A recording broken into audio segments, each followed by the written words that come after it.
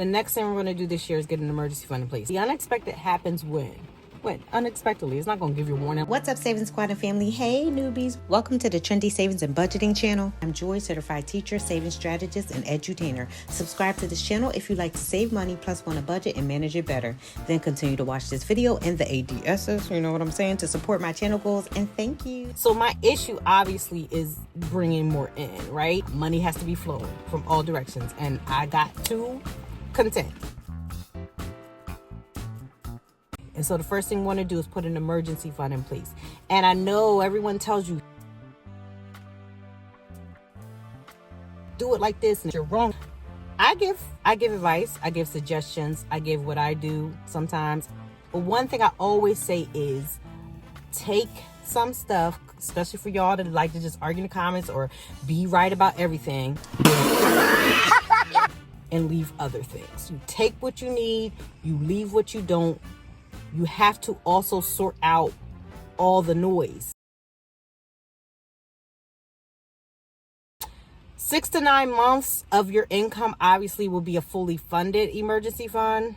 Maybe a whole year would be better at this point with the way things are. You decide. Think about an emergency. If you had a loss of an income, or if your household, what if your household suffered 2 income losses at the same time? I don't like where this is going. And yes, there's unemployment, there's other things, but what if you had to wait a while? How long could you get through paying all of your bills? So you want to look at all of your expenses and how much that adds up to every month, and look to at least I'm suggesting 6 to 9 months of your expenses. Some people say 6 to 9 months of your current income. Store something away. Create an emergency fund. Now, of course, 6 to 9 months will be, in my opinion, fully funded. But you got to start somewhere. Don't be like, I can't get 6 to 9 months. I would have to do this, and that. And that's another thing we're going to talk about in a minute, because you got to have a plan to get there.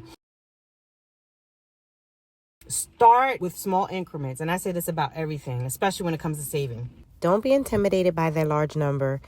Doing something small is better than doing nothing at all. You'll get there. If you're new to this thing, you're true to this thing called budgeting. I know we're scared of budget, so I like to say spending plan. So if you're new to this channel, we'll call a spending plan for you. Okay? Call it what you want. You can call it my plan, Joy's plan, Sarah's plan. You can call it something totally different. Just create one, because you need to have a plan for what's coming in and going out. So you may be wondering why I brought up spending plan or creating a spending plan to begin with. Well, in order to create an emergency plan or an emergency fund, you need to know how much you're actually able to save, and the only way to do this is by having an ultimate plan for your money. Write out all of your fixed and variable expenses and include a category for savings and or an emergency fund. The reason why you want to write out all of your expenses is because either you're going to pay yourself first and you're going to set the number that you want to save and then make sure you pay your bills afterwards, or you're going to see how much all of your bills cost and how much you have left to save towards your emergency fund after everything is paid. Either way, you need a plan. You need a plan for your money. And so a plan is not just an emergency fund. A plan is understanding how much is coming in and how much is going out, and making sure that you're either living within your means or below them at this point in time. Because you need to have a plan for what's coming in and going out, because I'm telling you, these times, I'm not trying to stress y'all. Let me stop talking like that. It doesn't matter what tax bracket you're in when you're living beyond your means. It doesn't mean that you can't do anything. It means you might temporarily slow yourself down or cut some things out. And then when you do stuff, you do it intentionally and strategically. Make those adjustments, whatever we have to change within those finances, make those adjustments. I'm telling you, start doing it now. Because if you try to do it and it's getting harder and harder, it's going to be like, you're going to give up, you're going to get depressed, and you're going to get further down the hole. By the time we even jump out of this and everybody's like, woo, finally free, you still going to be stuck, Chuck. Okay? Don't run yet. Well, at least not until you like this video and subscribe to this channel. That way you can come back if your nerves is bad right now. I know you and your attention span. All right, you can subscribe now. I'll wait. I was living check to check and growing deeper in debt as somebody who was a full-time worker.